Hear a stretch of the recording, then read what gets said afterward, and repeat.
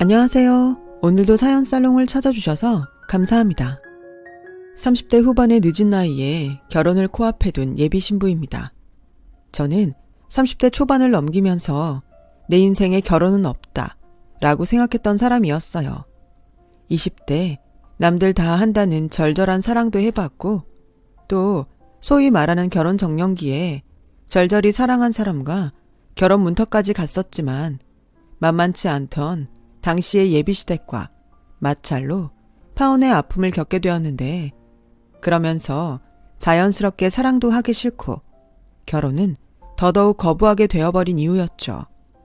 그런데 마흔을 코앞에 둔 지금 다시 이렇게 결혼이란 문턱에 서다니 이건 사실 모두 저희 아빠 때문이에요. 세상 하나밖에 없는 딸이라며 자기가 죽기 전에 다 늙은 딸의 웨딩드레스 입은 모습이 뭘 그렇게 보고 싶다고 결혼 노래를 하시는지. 평소 효녀는 아니지만 저 역시 아빠가 세상에서 가장 소중한 딸이기에 아빠의 그 소원을 들어주고 싶었고 또 결혼을 준비하면서 아빠와 떨어져 살 생각을 하니 마음이 헛헛해 이 마음을 아빠에게 전하고 싶어 이렇게 사연을 쓰게 되었어요. 저희 아빠가 횟집을 운영하시는데 가끔 이곳의 사연을 들으시더라고요. 벌써부터 아빠의 놀라는 얼굴이 궁금해지네요. 저와 아빠는 따지고 보면 피도 섞이지 않았고 그렇다고 저희 엄마가 재혼을 해서 저희 아빠가 되신 게 아니에요. 하지만 저와 아빠는 법적으로 부녀의 관계가 틀림없는데 제가 어릴 때 당시 총각이었던 아빠가 저를 자신의 딸로 호적에 올려주셨기에 가능했어요. 어떻게 생판 남인 저를, 그것도 결혼도 하지 않은 총각이 겁도 없이 딸로 키울 생각을 할 수 있었을까? 저는 나이가 이만큼 들었어도 그 부분이 신기하고 또 감사한데요. 분명 쉽지 않은 선택이었을 거라 짐작해요. 저희 아빠가 그런 선택을 하게 된 건 일종의 의리였어요. 지금 저희 아빠와 저를 세상에 낳을 수 있게 해준 친아빠가 둘도 없는 의형제 같은 사이였대요. 친아빠는 안타깝게도 고아로 자랐고 갓 어른이 되었을 땐 돈이 없어서 먹고 살기 위해 돈이 되는 일이라면 가리지 않고 불법적인 일만 아니면 그게 무엇이든 하는 사람이었어요. 그래서 안 해본 막일이 없었다고 하는데 그런 친아빠가 살아생전 가장 돈을 많이 벌었을 때가 있었는데요. 그때 당시 친아빠는 떼인 돈 받아들입니다. 에서 수금 일을 하셨어요. 가끔은 판자촌 같은 불법 건축물을 철거하는 데 동원이 되기도 하고 종종 바람을 피는 남편이나 아내의 뒷조사도 했다는데 맹세코 남의 몸에 상처를 내는 일은 없었다고 했어요. 에이, 그걸 어떻게 알아? 내가 증인이다. 형님은 옛날로 치면 의적 같은 사람이었어. 돈 벌어서 고아원에 찾아가 기부도 하고 학비 없어서 공부 못하는 애들 도와주고 어디 재난 났다고 하면 돈도 보태고 가서 며칠씩 봉사도 하고 왔다니까. 저는 알아요. 아빠의 말이 모두 사실이라는 것을요. 지금도 또렷이 기억이 나요. 제가 6살 크리스마스 이브 저녁이었는데요. 저희 친아빠는 저를 데리고 동네 빵집에 가셨는데 제가 크리스마스 케이크를 고르고 있는 동안 어떤 집의 아이와 아이 아빠가 작은 실랑이를 벌이고 있었어요. 저보다 1살이나 2살 정도 어린 여자아이는 크리스마스니까 케이크가 먹고 싶다고 떼를 쓰고 있었고 그 아이의 아버지로 보이는 남자는 지갑에 돈이 없어서 아이에게 다른 빵을 고르라고 회유를 하고 있었어요. 아이는 막무가내로 울고 저는 그 모습을 물끄러미 쳐다봤던 기억이 나는데 그때 저희 아빠가 저에게 다가와 케이크 다 골랐어? 어느 게 제일 맛있을까? 라고 말을 했고 하얀 생크림 케이크를 골랐는데 아빠가 비슷한 케이크로 2개를 달라고 하셨어요. 그리고 그 아이에게 크리스마스라 주는 선물이라며 케이크가 담긴 상자를 건네시는데 그 아이가 어찌나 환하게 웃는지 그리고 그 아이의 아버지는 연신 저희 아빠에게 고맙다며 지금 가지고 있는 돈이라도 모두 주겠다고 하는 것을 저희 아빠가 한사코 거절하시더라고요. 아빠, 아까 왜 그랬어? 그 애가 불쌍해 보였어? 아니, 크리스마스잖아. 크리스마스엔 원래 모두가 행복한 날이거든. 아빠는 그 애가 행복했으면 좋겠어서 선물을 한 거야. 그때 저는 아빠의 그 말을 듣고 마음이 따뜻했던 기억이 지금도 생생히 남아있어요. 이제는 아빠의 모습도 가물가물한데 그때 아빠의 목소리와 느꼈던 감정은 아마 평생 잊지 못할 것 같아요. 좋은 사람 옆엔 좋은 사람이 있다고 하잖아요. 지금 제 곁을 든든하게 지켜주는 아빠는 저희 친아빠처럼 돈이 없어서 그리고 불공평한 세상에 대한 일종의 객기로 어둠의 세계에 발을 담갔는데 저희 친아빠가 데리고 다니면서 아이러니하게도 그렇게 좋은 일을 많이 하고 다니셨대요. 그래서 한 번은 저희 아빠가 친아빠한테 묻기를 형님은 이렇게 봉사하는 걸 좋아하면서 왜 우리 일을 그만두지 않으세요? 죄책감 때문에 봉사를 하시는 거예요? 처음엔 돈을 많이 줘서 시작했고 지금은 나 같은 무른 깡패도 있어야 누군가는 그래도 덜 고통스럽지 않을까 해서 그만 못 두는 거지. 에이, 그런 말이 어딨어요. 중간에서 형님이 깨지시잖아요. 그래서 그 덕에 국밥집 사장님이 우리한테 국밥 2그릇이나 줬잖아. 그것도 특으로. 그리고 우리한테 배고플 때 언제든 오라고 약속한 거 기억 안 나? 평생 공짜밥을 먹게 생겼는데 그 정도는 아무것도 아니지. 그때는 지금의 저희 아빠는 친아빠의 그 말을 듣고 황당하고 어이가 없어서 눈만 깜빡깜빡 거리셨는데 나중에 생각하니 친아빠의 그런 생각이 너무나 존경스러워 당신의 평생의 롤모델로 저희 친아빠를 삼았다고 하셨어요. 그래서 그 후로 아빠는 친아빠를 따라 그렇게 봉사를 많이 다니셨다는데 현재도 그 봉사활동을 이어서 하시고 계시니 그 자부심이 정말 대단하세요. 그리고 제가 7살이었던 어떤 무더운 여름 비극적인 소식이 전해졌는데요. 친아빠가 찻길에서 어린 꼬마를 구하다 그대로 대형 트럭에 치여 세상을 떠났다는 소식이었어요. 엄마는 울고 기절하고를 반복했고 또 며칠은 먹지도 않고 아무 말도 하지 않으며 거의 죽은 사람처럼 지냈어요. 어느 날 무슨 일인지 엄마는 백화점에서 예쁜 옷을 사서 저를 입혀주더니 다음날 제가 잠에서 깨고 일어나 보니 엄마는 집을 나가고 없었고 저는 그 후로 엄마의 모습을 영영 보지 못했어요. 가끔 그날의 일을 악몽으로 꿀 때가 있어요.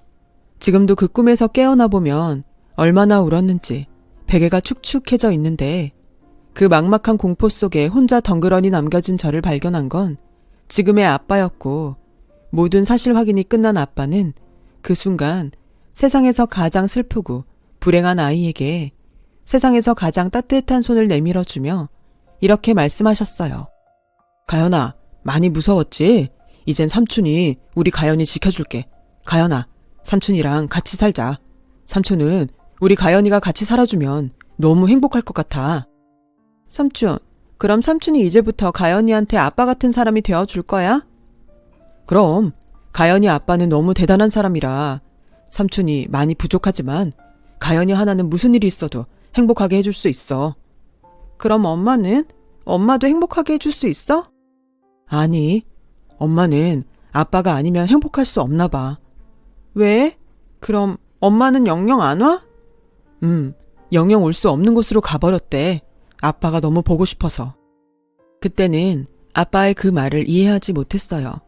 하지만 크면서 점차 그 말이 어떤 말이었는지 알게 되었고 누가 그러라고 시킨 건 아니지만 저도 아빠도 엄마에 대한 이야기를 하는 것은 무슨 금기 같은 일로 여기며 말을 하지 않게 되었죠.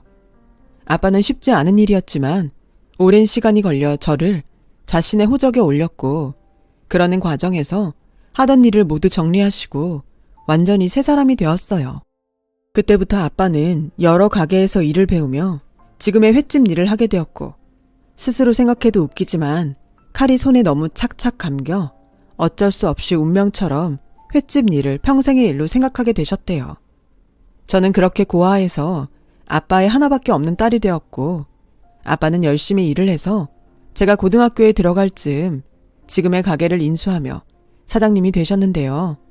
그날 아빠가 얼마나 좋아하던지 저를 키우며 끊었던 소주를 저희 친아빠 사진을 앞에 두고 저 몰래 마시는데 아빠의 혼잣말에 하마터면 저도 눈물이 터질 뻔했어요. 형님, 잘 보고 있죠? 내가 우리 가연이 잘 키운다고 했잖아요. 형님, 나 이만하면 형님한테 진 빚 절반은 갚은 겁니다. 악에 바쳐서 그냥 막 되는 대로 살자고 작정한 내 손 잡아줘서 고마워요. 그리고 좋은 사람이 되고 싶다고 생각하게 해줘서 고맙고, 우리 가연이 세상에 태어나게 해줘서 진짜 고마워요. 난 이제 우리 가연이 없으면 못 살아요. 내가 우리 가연이 시집가서 행복하게 잘 살 때까지 딱 버티고 있을 테니까 형님은 아무 걱정하지 말고 형수님이랑 거기서 편하게 계세요. 아빠는 그렇게 한참을 말없이 웃고 있는 친아빠 사진 앞에서 수다쟁이가 되었고, 그날 단잠을 들었는지 기분 좋은 얼굴로 잠자리에 드셨어요. 그리고 저도 친아빠의 사진을 보며 지금 제 옆에 있는 아빠에게 잘하는 딸이 되겠다고 약속을 했죠. 그 약속이 제 인생의 버팀목이 되어 저는 원하는 대학 현대무용과에 수석으로 입학하는 행운을 얻었고, 장학금이라는 선물로 아빠를 기쁘게 해드릴 수 있었어요. 대학 입시 때는 물론이고 대학에 들어가서도 무용이 아니면 안 되는 사람처럼 죽기 살기로 춤을 췄어요. 대학 졸업작품을 준비하는 중 어이없는 사고로 계단에서 발목이 꺾이는 일이 있었어요. 대수롭지 않게 생각한 작은 부상은 점점 부어오르면서 예사롭지 않았고, 마침 천만다행으로 대학병원이 있어서 급한 대로 응급실을 찾았는데 거기서 한때 운명이라고 믿었던 남자를 만나게 되었어요. 골절인데요. 다행히 수술까지는 안 해도 될 것 같은데 깁스는 해야겠네요. 깁스를요? 그럼 그건 얼마나 걸리는데요? 사람마다 뼈가 붙는 시기가 좀 다른데 통상적으로 1달에서 2달은 조심해야죠. 그래도 천만다행이네요. 저기 더 빨리는 안 될까요? 제가 무용을 하는 학생인데 졸업작품 준비를 해야 하거든요. 글쎄요. 제가 부러진 뼈를 딱 붙이는 능력은 없어서. 근데 괜히 무리하면 시간은 더 오래 걸려요. 마음은 알겠지만 환자분 몸도 좀 생각해줘요. 저는 젊은 남자 의사의 말에 속으로 남의 속도 모르고 태평한 소리 하네 라고 생각했어요. 얼마나 중요한 일인데. 그래서 저는 의사가 하지 말라는 무리를 하며 어떻게든 공연을 해보려 애를 썼고, 의사의 말대로 저의 회복은 늦어질 대로 늦어졌어요. 거의 포기할 무렵 그제야 예전처럼 나아지는 듯 보이더라고요. 그런데 제가 마지막 진료를 받던 그날, 그 남자 의사는 저에게 이런 말을 했는데요. 그땐 그 말이 너무 설레서 집에 와서도 한참을 그 말을 생각했어요. 말 안 듣는 환자라 우리 참 오래 봤는데 이젠 못 보게 생겼네요. 졸업작품은 어떻게 됐어요? 물어본다는 걸 매번 까먹었네. 다행인지 불행인지 딱 보름 남았어요. 어제부터 조금씩 연습하고 있는데 아무래도 예전 같진 않네요. 죽기 살기로 연습해도 모자랄 판에 큰일이죠 뭐. 아, 근데 그거 알아요? 뼈는 한번 부러지면 예전보다 훨씬 단단해져요. 그렇다고 막 무리하라고 하는 소리는 아닌데 후회하지 않았으면 좋겠어서. 열심히 해요. 그래도 아직 시간이 있잖아요. 다치면 뭐 내가 또 고쳐주면 되죠. 저는 별뜻 없이 한 말이었는데 이 남자의 말에 위안을 얻었고, 매일 시간이 부족하다고 생각했던 저를 반성하며 이제라도 할 수 있는 최선을 다하자고 저를 다독였죠. 그 결과 졸업작품으로 하게 된 공연을 무사히 끝낼 수 있었어요. 교수님들에게 더 없는 칭찬도 많이 받았고요. 그리고 좋은 일은 계속 좋은 일을 부르는지 저는 바라던 국립현대무용단에 들어가게 되었는데, 저처럼 현대무용을 하는 사람이라면 이곳에 가는 것이 목표이고 꿈인 곳이라 저도 그렇고 저희 아빠도 얼마나 좋아했는지 몰라요. 그러다 좋아하는 아빠의 얼굴을 보면서 왜인지 모르게 그 정형외과 남자 의사가 생각이 나더라고요. 어쩐지 그 사람의 말에 용기를 낸 이후로 이 모든 것들이 이루어진 것이 아닐까 하는 생각에 망설이다 용기를 내서 다시 병원을 찾아갔어요. 또 보네요. 병원에서 보는 건 그렇게 좋은 일은 아닌데 이번엔 어디가 아파서 왔어요? 오늘은 아파서 온 게 아니라 고마워서 왔어요. 그때 선생님은 별 뜻 없이 하신 말일 수도 있는데 저 덕분에 공연도 무사히 했고 또 이번에 들어가고 싶었던 무용단에 들어가게 됐거든요. 감사해요. 축하해요. 난 또 어딜 다쳤나 걱정했네. 정말 잘 됐어요. 그리고 나야말로 고마워요. 이렇게 다시 나 보러 와줘서. 사실 마지막 진료 볼 때 망설였거든요. 뭘요? 차 한 잔 밖에서 마시자고 말하고 싶었거든요. 저는 뜻밖의 말에 조금 놀랐어요.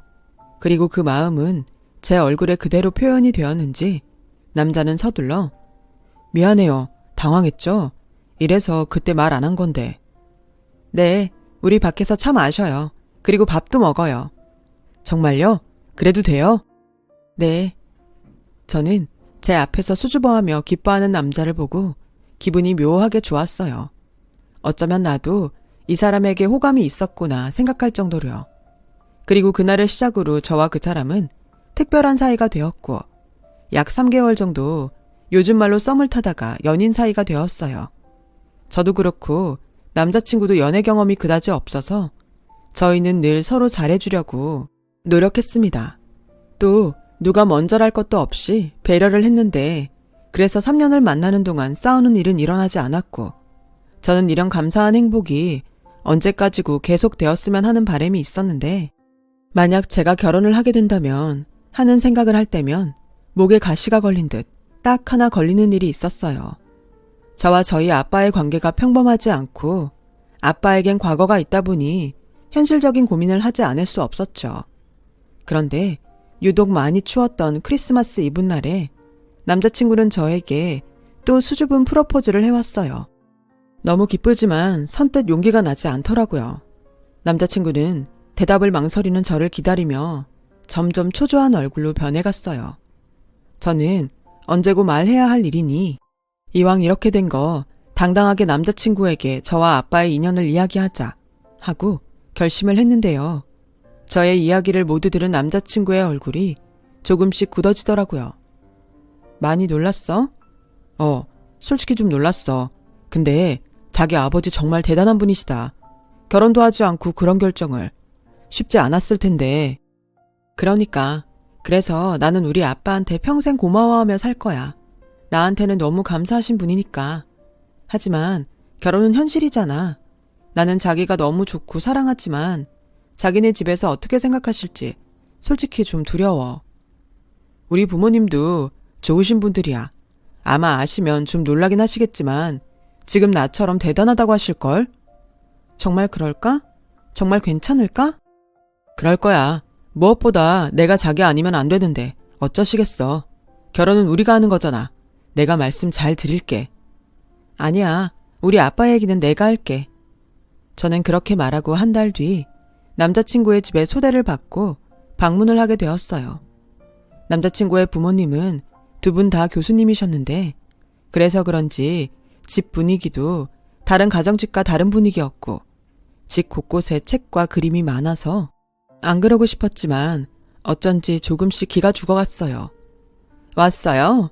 좀 더 일찍 초대하고 싶었는데 우리가 세미나랑 컨퍼런스 때문에 바빠서 이제야 초대하네요. 반가워요. 나 현수 엄마예요. 처음 뵙겠습니다. 최가현이라고 합니다. 어서 와요. 드디어 아들 여자친구 얼굴을 보네요. 현대무용한다며? 네, 지금 국립현대무용단에 있습니다. 거기 영재랑 수재들만 가는 데 아닌가? 우리 집에 그런 며느리가 들어오게 생겼다니 벌써부터 다른 교수한테 자랑하고 싶어서 입이 근질근질하네. 여보, 그만해요. 반가워서 그러지. 아, 공연은 언제 하나? 우리도 한번 보러 갈게요. 네, 아직은 일정이 많이 남아서 제가 티켓 미리 구해서 두 분 초대하겠습니다. 어머, 고마워요. 나는 공연이랑 전시회 정말 좋아하는데. 맞아. 우리 엄마 미술 전공이라 자기랑 어쩌면 코드가 잘 맞을 거야. 이러지 말고 밥부터 먹어요. 얘기도 좀 더 하고. 저는 화기애애한 분위기 속에서 적절한 타이밍을 보고 있었어요.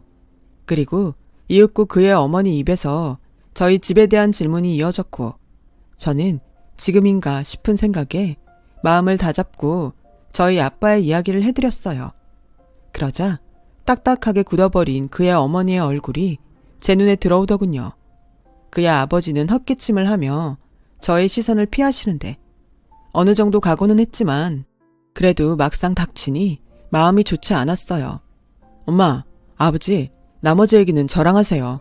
그리고 미리 말씀드리지만 저 이 사람 아니면 어느 누구랑도 결혼하지 않습니다. 그냥 이 사람 하나만 봐주세요. 아까까지 좋아하셨잖아요. 그야, 그때는 그런 집인 줄 몰랐잖아. 아무리 잘났어도 어떻게 깡패 전적이 있는 사람이 키운 딸을 며느리로 들이니? 게다가 지금은 횟집을 한다고? 난 비린내면 딱 칠색인데. 여보, 왜요? 내가 틀린 말 한 건 없잖아요. 당신은 괜찮아요? 지금 나만 그래요? 저기, 초면에 죄송하지만 말씀이 좀 지나치신 것 같아요. 놀라시고 반감이 드는 것까지 뭐라고 할 순 없지만 제가 그런 말을 듣기는 좀 불쾌하네요. 저희 아빠 정말 좋으신 분이세요. 저한테는 은인 같은 분이시고요. 저희 아빠 아니었으면 저는 고아나 다름없을 건데. 차라리 고아인 게 낫지. 내가 그냥 사람 하나만 보고 선심 썼다고 하면 되니까. 근데 이건 집안끼리 너무 차이가 나잖아. 불쾌해도 어쩔 수 없어요. 이게 현실이니까. 엄마, 시끄러. 이 결혼 이야기는 여기서 끝내자. 더 험한 소리 하기 싫어. 그야 어머니는 그 말을 끝으로 일어나셔서 쌩하니 방으로 들어가셨어요. 그리고 서먹해진 분위기 가운데 저 역시 더 있고 싶지 않아 일어나 그의 아버지에게 정중히 인사를 하고 나왔는데 남자친구가 쫓아와 저를 붙잡더군요. 자기야, 설마 다른 생각하는 거 아니지? 처음부터 힘들 수도 있다고 생각했어. 모두가 내가 바라는 대로 나랑 우리 아빠를 바라봐줄 수는 없으니까. 근데 솔직히 좀 기분은 나쁘다. 어머님 말씀이 너무 나한테 상처가 되네. 우리 여기서 그만두는 게 좋지 않을까? 저는 그렇게 남자친구에게 헤어지자고 했어요. 마음은 아팠지만 저로 인해 아빠가 상처받는 일은 만들고 싶지 않으니까요. 하지만 남자친구는 저와의 이별을 받아들일 수 없다며 저에게 매달렸고 저도 마음이 그렇게는 모질지 못했는지 한 달 넘게 매달리는 남자친구를 끝까지 밀어낼 수는 없었네요. 그래서 집안에서 반대하는 연애를 좀 더 이어갔고 남자친구의 집에서는 남자친구를 선을 봐서 장가를 보낼 생각이셨나 봐요. 저에겐 말하지 않았지만 남친에게 다방면으로 이런저런 압박을 해오는 듯 보였는데 우연히 원치 않았던 일이 벌어지고 말았어요. 저와 남친이 교제한다는 것을 일찍이 알았던 아빠가 교제 기간은 길어지는데 왜 결혼 이야기가 없냐며 우연히 저를 바래다 주던 남자친구에게 묻게 되었죠. 대충 얼버무리고 넘어가려는 남자친구의 태도에 평소 눈치 백단에 촉이 좋은 아빠는 제가 아무 말도 하지 않았는데도 상황이 어떻게 돌아가는지 단번에 알아차리셨어요. 그쪽 집에서 반대해? 아빠 때문에? 아니야. 아빠는 괜히 넘겨짚고 그래. 니네 얼굴에 딱 써있다. 그리고 전에 일부러 물어보지는 않았지만 너 그 집에 인사 가고 한동안 그 친구랑 헤어졌었잖아. 그건 괜찮아. 말해봐. 뭐가 문제인지 알아야 극복을 하지. 저는 집요하게 물어보는 아빠에게 어쩔 수 없이 남자친구 집에서 반대한다는 말을 하게 되었어요. 아빠도 분명 예상하셨을 거예요. 아무 말도 하지 못하시다가 한참이 지나 저에게 이런 말씀을 하셨는데요. 가연아, 너 그 친구 많이 좋아하지? 아빠는 그 친구 참 좋더라. 직업이 의사라 그런 게 아니고 사람이 선해서 좋아. 아까도 둘이 우리 집 앞에 딱 서 있는데 얼마나 잘 어울리는지 선남선녀가 따로 없더라. 무슨 말 하려고 그래? 이상한 말 하지 마. 그 집에서 오히려 고하면 괜찮다는 거야? 아빠, 나 아빠 딸이야. 고아 아니잖아. 왜 그런 말을 해? 아무리 아빠 핏줄 아니라고 해도 나 아빠 딸이라며. 그래, 넌 죽을 때까지 내 딸이야. 그럼 누가 뭐래도 평생 넌 내 딸이지. 근데 네가 행복할 수 있다면 그깟 서류 내가 얼마든지 만들어줄 수 있어. 결혼식장에 네 손 못 잡고 들어가는 건 속상해도 너 행복하게 사는 모습 볼 수 있으면 그걸로 충분해. 그만해. 난 죽어도 그럴 생각 없어. 그깟 결혼 안 하면 그만이야. 아빠랑 나랑 왜 부녀지간으로 이렇게 같이 살 수 있는 건데. 우리가 법으로 부녀지간이니까 그런 거잖아. 남남인데 아빠랑 딸이라고 우길 수 있어? 난 싫어. 두 번 다시 혼자가 되는 일은 싫다고. 아빠에게 울면서 소리쳤어요. 어릴 때 혼자 남겨진 그 기억 때문인지 아빠의 마음을 알면서도 화가 났고 저희 모습에 아빠는 미안하다면서 자기가 생각이 짧았다고 저를 다독여줬는데 눈물은 쉽게 멈추지 않았어요. 그리고 며칠 후 늘 똑같은 일상이었어요. 공연 준비로 바쁜 저에게 남친은 간식거리를 하나를 안고 들어오더니 조금 상기된 얼굴로 저에게 다가와 이렇게 말했어요. 아버지가 상견례 한번 하자고 하시네. 뭐? 어머니는? 아직 그것까지는 모르겠는데 아버지가 걱정하지 말고 날짜 잡으래. 그때 자세한 이야기 하자고. 우리 이제 결혼할 수 있어. 정말? 믿어도 돼? 그럼 우리 아버지가 평소에는 물은 편인데 한번 마음을 정하면 바꾸는 일이 없으시거든. 엄마도 아버지 그런 점을 제일 무서워하셔. 한번 화내시면 엄청 무섭거든. 무슨 심경의 변화인지 모르겠지만 그래도 어머님보다는 호의적이셨던 그의 아버지 선택에 감사한 마음을 가졌어요. 그리고 집에 돌아가 아빠에게 상견례 이야기를 했고 아빠는 환하게 웃으시며 자기는 언제고 괜찮다며 저에게 이젠 아무 걱정할 것이 없다며 기뻐하셨어요. 그래서인지 오신 손님들에게 무슨 서비스를 그렇게 많이 주시는지 그날 저녁 생선이 가득했던 수조는 텅텅 비워졌고 그 중에 제가 제일 좋아하는 고등어를 구워주며 저에게 밥을 차려주셨어요. 왜? 우리 딸은 그 좋은 생선 다 두고 이걸 좋아하나? 참치도 있고 광어도 있는데. 난 세상에서 아빠가 구워주는 고등어가 제일 맛있어. 아빠가 나 처음으로 집에 데리고 와서 해준 게 고등어잖아. 그야, 그때는 돈이 없으니까 그랬지. 지금은 원하면 원 없이 먹여줄 수 있는데. 난 그때 먹은 고등어가 세상에서 가장 맛있었어. 원래 무용하면 먹는 거 조절해야 하는데 아빠가 힘 딸리면 안 된다고 흰 쌀밥에 고등어 엄청 먹였잖아. 내가 그거 빼느라고 연습을 얼마나 많이 했는 줄 알아?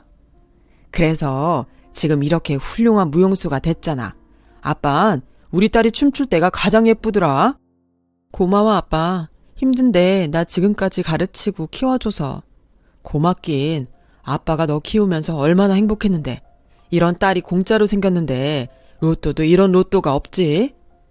아빠, 내가 앞으로도 효도 많이 할게. 지금이라도 연애하고 결혼도 해. 혼자 있지 말고. 됐네요. 다 늙어서 무슨. 외롭잖아. 아빠 걱정하지 말고 너나 잘 살아. 그 시어머니 될 분이 뭐라고 해도 좀 참고. 알았지? 그게 아빠 도와주는 거야. 네가 가서 성질 획 내면 그게 아빠 망신 주는 거다.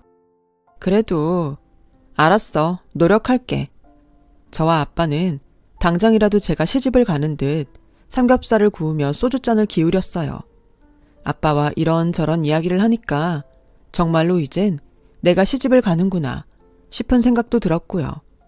그렇게 보름 뒤 상견례 날짜가 정해졌고 저는 조금 긴장한 상태로 날짜를 기다렸죠. 상견례를 일주일 앞두고 갑자기 남자친구가 사정이 생겼다면서 상견례를 당장 그날 저녁에 할 수 없겠냐고 물어왔어요. 하필이면 아빠가 주변 상인 사람들과 1박 2일로 남이섬에 놀러 간 날이라 어려울 것 같다고 이야기했는데 소식을 들은 아빠는 지금 자기가 노는 것이 중요하냐며 당장 집으로 오시겠다고 하시더라고요. 그렇게 예정보다 빨리 상견례를 하게 되었는데 아무래도 멀리 있다 급히 오시는 거라 아빠는 도착이 늦어지셨어요. 남자친구 부모님과 저는 우선 저희끼리 식사를 하며 이야기를 하기 시작했고요. 아무리 일정을 당긴 거라고 하지만 상견례 자리에 늦는 건 예의가 아니지. 당신이 내일 갑자기 지방에 미팅이 있다고 하는 바람에 이렇게 됐잖아. 기다려. 기다리고 있잖아요. 말도 못해요. 그러게 나는 싫다는 걸 굳이 하겠다고? 이미 얘기 끝났잖아. 당신 다른 말하기 없기야. 알았다고요. 근데 그 약속은 분명한 거예요? 뭐 확실한 증거가 있어야 믿지.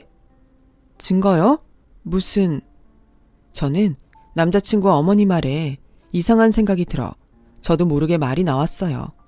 그러자 거기에 앉아있는 사람들이 조금 당황하는 얼굴이 되었고 슬슬 불안해지는 가운데 그의 어머니가 더는 못하겠다는 듯 이야기를 시작하셨어요. 난 못하겠네. 그리고 우리가 왜 얘한테 쉬쉬해요? 얘, 니네 아버지가 너 우리 아들이랑 결혼만 시켜주면 너 파양해서 자기랑 남남으로 하기로 약속했어. 뭐 너한테는 결혼 전까지 비밀로 해달라고 했다는 것 같은데 왜 우리가 너한테 그런 수고를 해야 하니? 막말로 고아 며느리도 못마땅스러운데. 뭐라고요? 당신 그만해. 애들이 좋다고 하는 결혼이고 당신이랑 내 욕심 때문에 기꺼이 그러겠다고 약속하신 분이야. 이제 와서 다른 말 할 필요 없어. 여보, 지금이라도 다시 생각해요. 우리 아들 의사의 부교수인데 얼마나 좋은 기회가 많아? 얘 스펙 가당치도 않지. 당신은 우리 아들이 아깝지도 않아요? 엄마, 나 가연이 아니면 결혼 안 해요. 그래, 지금은 그렇겠지. 근데 세상엔 영원한 건 없어. 니네들이 지금 내가 반대하니까 절절하지? 그것도 시간 지나면 언제 그랬나 싶을 거다. 근데 조건은 안 그래. 시간이 지나도 조건은 조건이야. 그럼 현명하게 생각해야지. 사람들이 왜 이렇게 감성적이야? 저기요. 됐다. 저기 찾지 마. 내 마음이 이렇다는 건 너도 이미 알고 있었잖아. 여기까지 나도 큰맘 먹고 나온 거니까 너 이 결혼 하고 싶으면 아무 말 하지 마라. 남자친구의 어머니 말에 이 결혼 안 해도 된다는 말을 하려고 했어요. 그러자 남자친구가 제 손을 꼭 잡고 고개를 흔들었고 저는 잠시 머뭇거렸는데 그때 다행인지 불행인지 헐레벌떡 저희 아빠가 뛰어들어오셨어요. 죄송합니다. 다 왔는데 서울에서 차가 막혀서. 네, 괜찮습니다. 일방적으로 날짜를 당긴 건 저인데요. 저희야말로 죄송합니다. 아닙니다. 그래도 이런 중요한 자리를. 알긴 아시네. 어머, 옷이 그게 뭐야? 옷도 없는 거야? 아, 양복으로 갈아입고 왔어야 했는데 제가 양복을 수선에 맡겨서. 근데 저기. 뭐요? 이 집 사람들은 저기를 왜 이렇게 많이 찾아? 그때였어요. 저희 아빠와 그의 어머니 얼굴이 딱 마주쳤고 이상한 기류가 흐르더니 저희 아빠의 얼굴에서 어이가 없다는 듯한 표정을 읽을 수 있었어요. 그리고 무엇보다 불만에 가득 차서 할 말 못할 말 가리지 않았던 그의 어머니가 입을 꾹 닫고 고개를 숙이고 있는데 저뿐만 아니라 남자친구와 그의 아버지도 이 상황이 이상하다고 느끼는 눈치였어요. 그때였어요. 저희 아빠가 이상해진 분위기 속에 먼저 말을 꺼내셨어요. 애들 결혼 허락해 주셔서 정말 감사합니다. 아닙니다. 불쾌하셨을 텐데 저희 의견 받아주셔서 저희가 감사하죠. 아, 본의 아니게 따님이 알았어요. 저희 부주입니다. 그렇군요. 아빠, 나는 분명히 말했어. 난 절대 그런 결혼은 안 할 거야. 고아가 돼서 젖은 며느리가 되느니 그냥 평생 아빠 딸로 늙어 죽을 거야. 제 딸이 이렇게 고집이 셉니다. 그래서 그 조건은 못 들어드릴 것 같은데 현수 어머님 괜찮으시죠? 그래도 약속은 약속인데. 약속이요? 저기 현수 아버님, 제가 뜬금없지만 제 얘기를 좀 해도 될까요? 그때 안 한 얘기가 좀 있어서요. 그때는 중요하지 않아서 얘기를 안 했는데 지금은 중요한 얘기인 것 같네요. 하세요. 무슨 얘기신지. 여보, 우리 시간 없어요. 그냥 하기로 한 거 빨리 하고 집에 가요. 나 전시회 낼 그림도 남아서 바쁜데. 그림? 아, 미술 전공이라고 하셨던가요? 예전에 제가 알던 사람도 그림을 참 좋아했어요. 특히 화투장에 있는 그림을 참 좋아했죠. 얼마나 좋아하면 눈을 감고도 그릴 정도였다니까요. 근데 그림을 제법 그리긴 했어요. 그리고 자기도 나중엔 꼭 그림 그리는 사람이 되고 싶다고 해서 제가 불쌍한 마음에 그 여자한테 달린 빚을 다 갚아줬죠. 사실 저랑 결혼을 하기로 한 여자였거든요. 근데 빚을 다 갚아주니까 그 여자가 없어졌어요. 방방곡곡 얼마나 찾아다녔는데 정말 찾을 수가 없더라고요. 그런데 그렇게 찾을 수 없던 여자를 기가 막히게 여기서 보게 되네요. 다 늙어서 욕심만 가득한 얼굴로. 아빠는 남자친구 어머니의 얼굴을 똑바로 보며 말했어요. 그러자 그의 어머니 얼굴은 백지창처럼 하얗게 질렸죠. 반대로 시아버지는 얼굴이 시뻘개져서 자기 아내에게 이게 다 무슨 말이냐고 묻는데 남자친구의 어머니는 발뺌을 하면서도 저희 아빠에게 뭐라고 한마디도 하지 못했어요. 그리고 저희 아빠는 쐐기라도 박듯 이렇게 말씀하셨는데요. 아, 그때 내가 갚아준 돈이 4천만 원인가. 그렇지? 당장 내놔. 교수라며. 그럼 그 돈은 당연히 있겠네. 고미연 씨. 저희 아빠의 말에 남자친구의 아버지는 더 이상은 참을 수 없다는 듯 자리에서 일어나셨어요. 남자친구 어머니의 이름이 고미 언니 맞았던 거죠. 여보, 아니에요. 오해예요. 당신 나랑 결혼할 때 미심쩍었던 게 한둘이 아니었어. 당신 정말로 원래 술집 여자였던 거냐고. 집이 망해서 어쩔 수 없이 돈 벌려고 아주 잠깐. 됐어. 당신은 나를 30년도 넘게 속였어. 그래놓고 오해라고? 난 더 이상 사기꾼하고 못 사니까 이혼해. 당장 내 집에서 나가. 여보.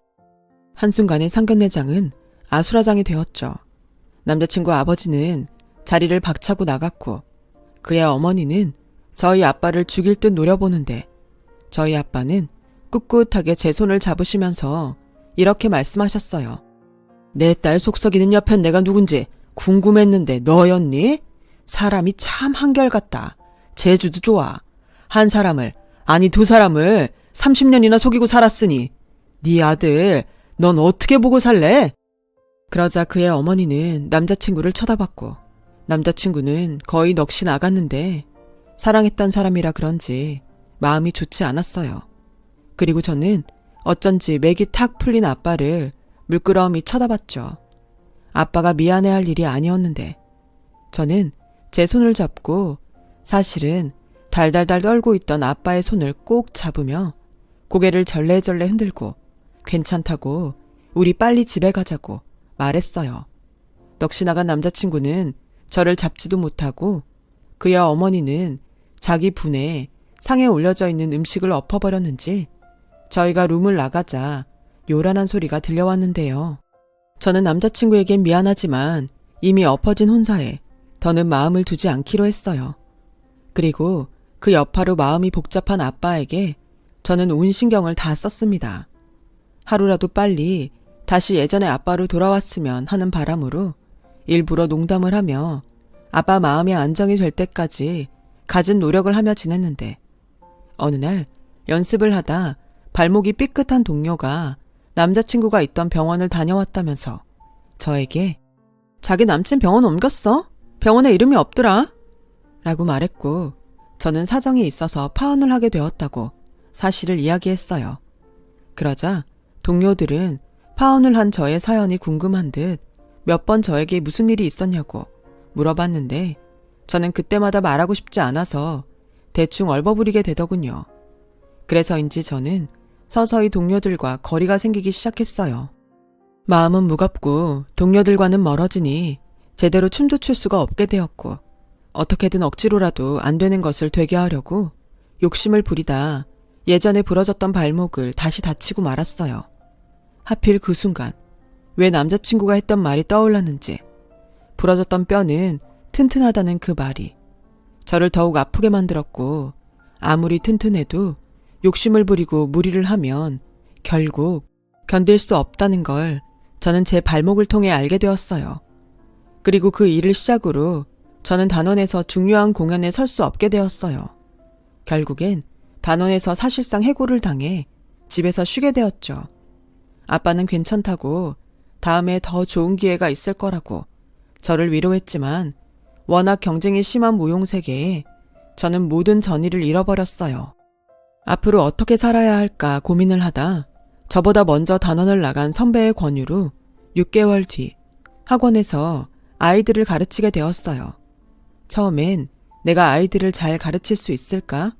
두렵기도 했지만 아이들과 지내다 보니 어느새 두려움보다 즐거움이 커지더라고요. 아이들의 밝은 에너지 덕에 저도 천천히 다시 예전에 밝았던 저로 돌아갈 수 있었어요. 저는 30을 넘겼고 아빠는 다시금 제가 누군가 만나 좋은 인연을 맺었으면 하는 눈치였는데 선뜻 어떤 말을 하기엔 쉽지 않아 제 눈치만 보셨어요. 저는 그런 아빠에게 결혼은 이제 생각도 없고 그냥 아빠랑 평생 행복하게 살고 싶다고 말을 했는데 세상은 참 얄궂게 저에게 또 한 번의 인연을 보내주셨어요. 바로 예전에 저와 절절히 사랑했던 그 사람을요. 제가 그 사람을 다시 만난 건 학원 근처 작은 정형외과였고 제가 가르치던 클래스에서 턴을 하다 발을 접질린 학생이 있었어요. 혹여 심각한 부상일까 걱정스러워서 가장 가까운 병원을 찾아갔는데 그게 시작이 되었어요. 그 사람은 그것 원장이라는 사람과 친분이 있었는지 원장을 만나러 잠시 들른 것이었는데 우연히 저와 만나게 되어 놀란 눈치였어요. 서로 이젠 결혼이라도 하지 않았을까 조심하는 중 아직 둘 다 싱글이라는 것을 알게 되었죠. 남자친구는 상견례 사건이 있고 난 후로 악몽 같은 시간을 보냈다고 했어요. 그의 아버지는 자신의 아내를 믿지 못하게 되었죠. 떳떳하지 못한 그의 어머니는 이럴 거면 제대로 재산 분할하고 이혼을 하자고 했다는데 그 뒤 돈 때문에 지저분한 법정 싸움을 벌였다는군요. 결국 아버지의 완승으로 그 가정은 깨지고 말았다고요. 워낙 체면이라면 죽고 못 사는 그의 아버지셨기에 그는 아버지와 함께 몇 년 외국에 있다가 얼마 전 돌아왔답니다. 선배가 자신의 병원에서 일해볼 생각이 없냐고 해서 얼굴을 보고 공손히 거절하려고 찾아온 거였는데 저를 만나게 되었다고 하더라고요. 나 그 병원에서 다음 달부터 일하기로 했어. 왜? 거절하려고 했다면서. 거기서 자기를 다시 만났잖아. 나 자기 한 번도 잊은 적 없어. 잡을 수 없어서 나타나지 못했을 뿐이지. 근데 포기가 안 되더라. 정말 자기가 아니면 안 될 것 같더라고. 물론 쉽지 않겠지만 시간이 아주 많이 걸려도 되니까 나한테 기회를 다시 주지 않을래? 한번 사랑했던 사람이라 그런지 저는 머리로는 아니라고 수없이 말했지만 가슴이 저릿해오면서 이미 그에게로 향해버렸죠. 조심스럽지만 제 마음이 향하는 대로 그 사람을 받아주게 되면서 지금은 파혼했던 이 남자와 다시 결혼을 준비하고 있네요.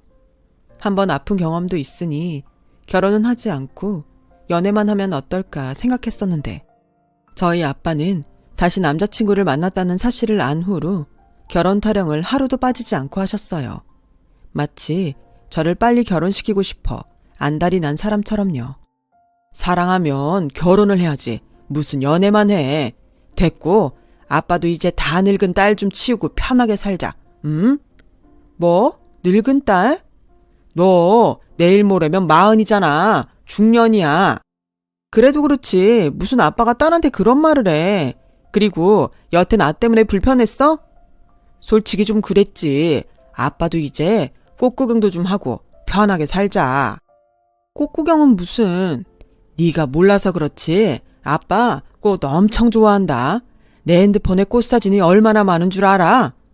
몰라. 그래. 어디 한번 보기나 하자. 그래. 자, 봐봐. 채가연 꽃이라고 이 세상에 하나밖에 없는 꽃이다. 저는 아빠의 핸드폰 사진을 보고 울컥해서 울음이 터지고 말았어요. 아빠의 핸드폰엔 저희 사진이 빼곡하게 들어있었거든요.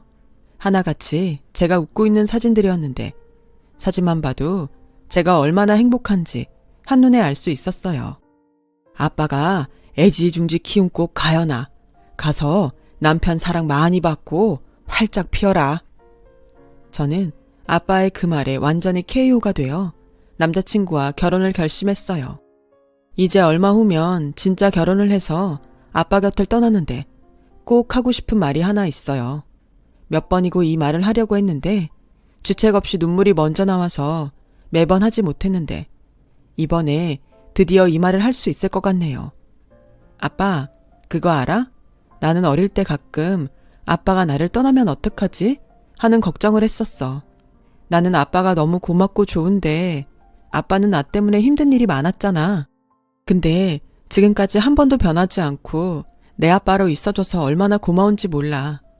아빠는 은혜를 갚는 거라고 했지만 나는 이 은혜를 어떻게 갚아야 할까? 난 아빠 딸로 살 수 있어서 정말 행복했어. 아빠한테도 내가 그런 존재였을까? 너무 많은 걸 아빠한테서 뺏은 건 아닌지. 사실 지금도 많이 미안해. 아빠, 지금까지 잘 키워줘서 고맙습니다. 결혼하고도 잘 사는 모습 아빠 사는 내내 보여드릴게요. 그러니까 앞으로도 건강하게 지금처럼 제 옆에 있어주세요. 세상에서 가장 존경하고 사랑합니다. 신부가 결혼을 앞두면 그렇게 운다고 하더니 그 말이 정말인가 봅니다. 그래도 제 마음이 꼭 아빠에게 전해졌으면 좋겠어요. 저는 이제 아빠에게 받은 사랑을 제 가족에게도 베풀며 살려고 합니다. 그럼 언젠가 태어날 제 아이가 또 그 사랑을 세상에 베풀며 살아가겠죠? 비록 아빠의 과거는 조금 어두웠지만 아빠가 준 사랑은 세상 무엇보다 밝다는 것을 저는 살면서 증명해 나갈 거예요. 지금까지 저의 긴 이야기를 들어주셔서 고맙습니다. 행복하게 잘 살게요. 여러분들도 행복한 내일이 늘 함께 하시길 기원합니다. 여러분, 사연 댓글에 응원과 현명한 조언 부탁드려요. 좋아요와 구독은 저에게 큰 힘이 됩니다. 오늘도 좋은 일 가득하세요.